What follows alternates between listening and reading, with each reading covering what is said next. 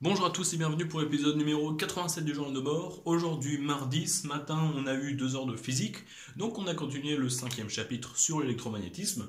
Ensuite, 2 heures de maths, donc on a avancé le cours sur essai entière, on a corrigé quelques exercices. L'après-midi, TP de chimie, donc électrochimie, et TD de maths, donc on a corrigé plein d'exercices sur le série entière.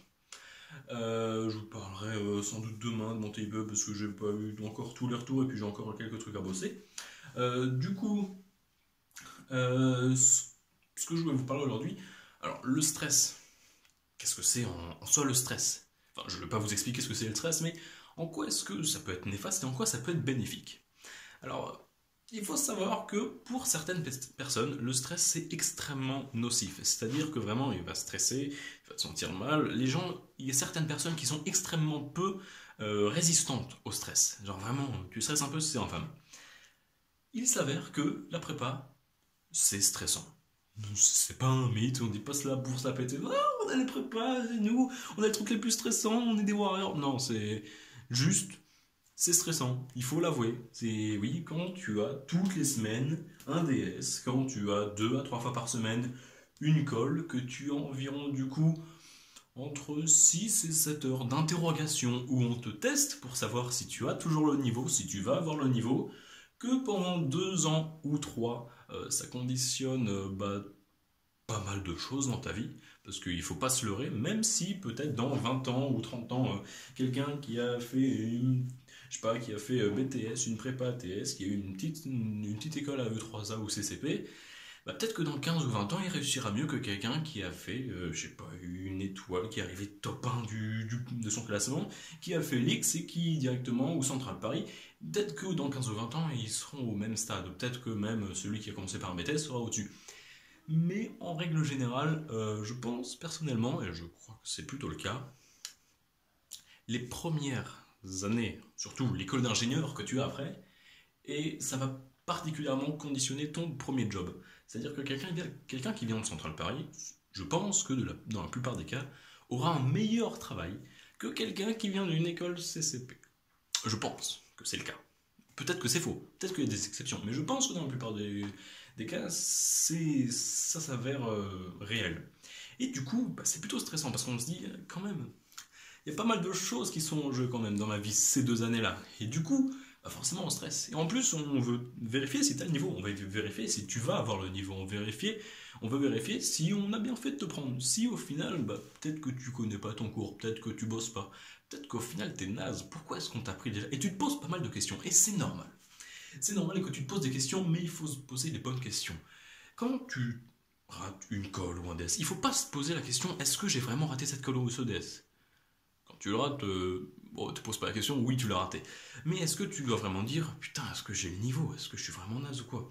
La plupart du temps, à part si c'est vraiment répété, systématique, euh, je vais être franc, si tu minores tous tes DS une fois sur deux, la prépa, c'est peut-être pas fait pour toi. Je préfère être clair, hein. Je veux pas donner des faux espoirs à tout le monde, surtout en première année. Deuxième année, c'est différent. De première à deuxième année, déjà, si on te prend en prépa, c'est que tu as des chances de réussir. C'est-à-dire que tu as entre 80 et 90% de chances d'avoir une école. Si on le prend en deuxième année, ça monte à 95-98%, voire 100% pour certaines prépas. Parce que tout simplement, les prépas, ils veulent pas que leur stat d'intégration aux bonnes écoles il soit à 50%. Parce que personne viendra à l'école. Enfin, en prépa, et ce serait une très mauvaise image. Du coup, bah forcément, les gens qui sont susceptibles de rester, ils les gardent. Ils disent, ouh là, il est bon lui, je vais le garder, ça va me faire des bonnes stats. C'est pas en mode hypocrisie, en mode on veut qu'elle est meilleure, ultra élitiste, c'est une certaine façon ça, mais c'est juste un classement. Parce que s'il pense que tu vas pas réussir, il va pas entre guillemets prendre le risque, et il va pas, d'une façon, il va entre guillemets te sauver, il va pas se dire, bah non, si tu viens, en gros, il y a 50% de chances que tu rates. Tu vas nous faire des mauvaises stats, et tu vas rater une année. Tu vas stresser pour rien, parce que c'est extrêmement stressant, il faut bien toujours le préciser. C'est pas la mort, on en survit, mais c'est quand même une étape plutôt compliquée, plutôt hargneuse, tu vois, dans la vie. Vraiment, c'est compliqué. Et du coup, le stress, ça peut être nocif. Tu peux vraiment te poser des questions. Tu peux te remettre en question sur toi-même. Il y a des gens qui sont tombés en dépression. Ça arrive. Pas pour la majorité. N'ayez pas peur. Mais ça peut arriver. Tu peux avoir le coup de blues, un coup de mou.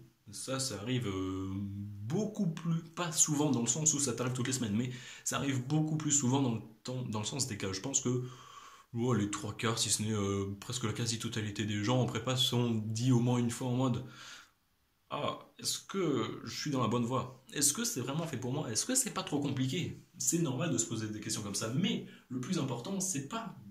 Genre, il faut pas s'inquiéter sur pourquoi est-ce que j'en suis arrivé là à me poser des questions. Non, il faut se poser des questions sur est-ce que je vais passer outre? Est-ce que je vais m'améliorer? Et c'est ça la clé. C'est si tu rates une colle ou un DS, t'avais pas révisé, tu te prends un zéro. C'est possible de se prendre un zéro. Il faut pas se dire, ah bon non, je suis naze, je vais arrêter.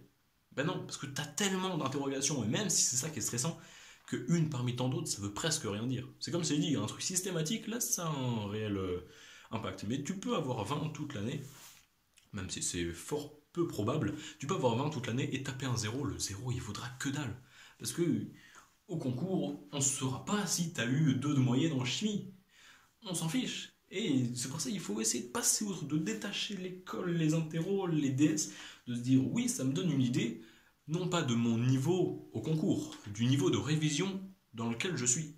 Parce que si tu te dis, bah, tu commences à réviser en première année et tu finis au concours, bah, si tu as 5 sur 20, tu te dis qu'en termes de révision, bah, tu en es à peu près là, en gros. Bah forcément, si t'en es aux trois quarts de ta deuxième année, tu te dis quand même, j'ai du chemin à parcourir, je suis un peu dans la merde. Par contre, si t'es en début de deuxième année et que c'est un chapitre que tu viens de commencer, c'est ultra abstrait, t'as des problèmes et tout, enfin t'as pas de problèmes, mais genre t'as du mal à réfléchir, à t'intéresser ou juste à comprendre, bah te taper une mauvaise note, ça veut pas dire que t'es mauvais en général, ça veut juste dire que ce chapitre-là, bah, tu l'as pas compris et que tu l'as pas assez travaillé. Il faut pas se dire, oh, putain, je suis nul en espace vectoriel, j'arrête ça, j'arrête la prépa, je veux plus en entendre parler. Non, surtout pas. Il faut te dire, putain, je suis nul en espace vectoriel pour le moment. J'ai pas encore assez bossé les espaces vectoriels, j'ai pas encore eu assez un bon niveau pour intégrer une bonne école.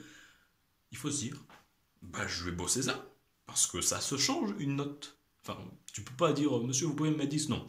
Ça se change au fur et à mesure. Si tu peux avoir 5 toute l'année en chimie, toute ta première année, et te dire après, oh, tout compte fait, je m'intéressais, je commence à bosser, et finir au concours avoir 15.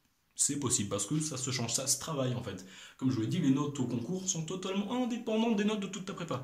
Surtout en deuxième année de prépa, je vous l'ai déjà dit, les notes ne servent à rien. Tu peux avoir 20 de moyenne toute l'année, les écoles, elles s'en fichent. Tu peux t'autoriser à te prendre des caisses. Tu peux t'autoriser à avoir 5 de moyenne si tu bosses à côté et que tu es acharné là-dessus. C'est juste tu comprends pas ou alors que tu es décalé, que t'es au point sur le chapitre, mais en retard d'une semaine et que du coup, quand le DS tombe, tu es à fond. Tu pourras avoir 20 sur le DS d'avant. Mais seulement, pas de chance, c'est sûr que tu n'as pas révisé. Bah, c'est possible que tu te tapes toujours des caisses, mais que tu es à fond sur le chapitre, mais en décalé. Et du coup, c'est pour ça que bah, le stress, d'une certaine façon, il va être présent, c'est sûr. Il faut pas toujours le dénigrer. Il faut pas se dire, oh, putain, mais j'ai pas envie d'être stressé. Moi, par exemple, le stress, je trouve que ça m'aide. Pas tout le temps, parce que des fois, bah, c'est chiant. Là, putain, j'aimerais être tranquille quand même. Là, wow, ça fait 1 an et demi que je suis en prépa.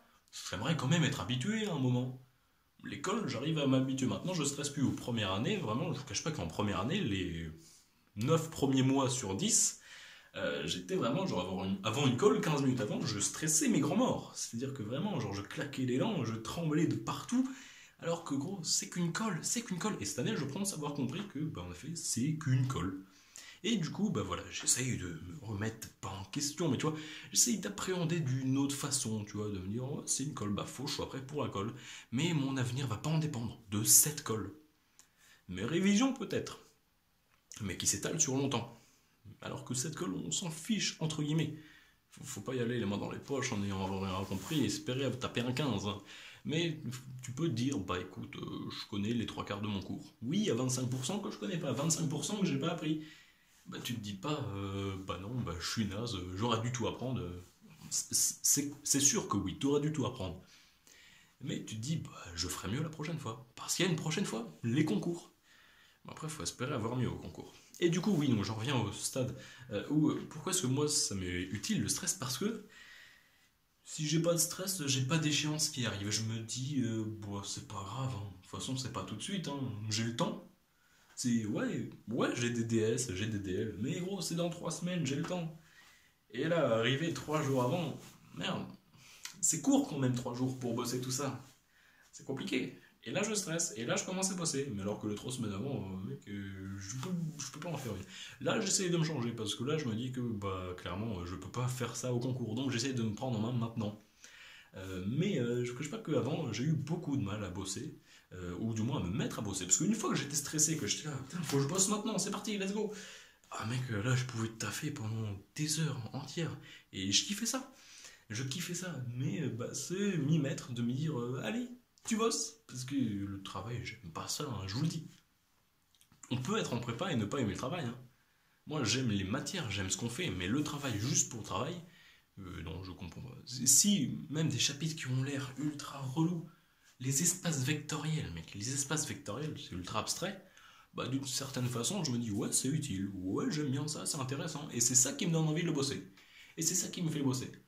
Mais si j'ai pas l'envie, si j'ai pas le stress, si j'ai pas une échéance, si rien ne me force à bosser, et que en plus j'ai pas envie et que ça me saoule un peu, mec, faut se lever de bon matin pour me faire bosser, parce que vraiment, ça va mettre du temps. Mais du coup, c'est pour ça que j'essaie de me prendre en main et de bosser en amont et en avance pour pas être trop en retard. Et non, c'est pour ça que personnellement, le stress m'est utile à certains points, même si en général, ça peut être néfaste pour la majorité des gens.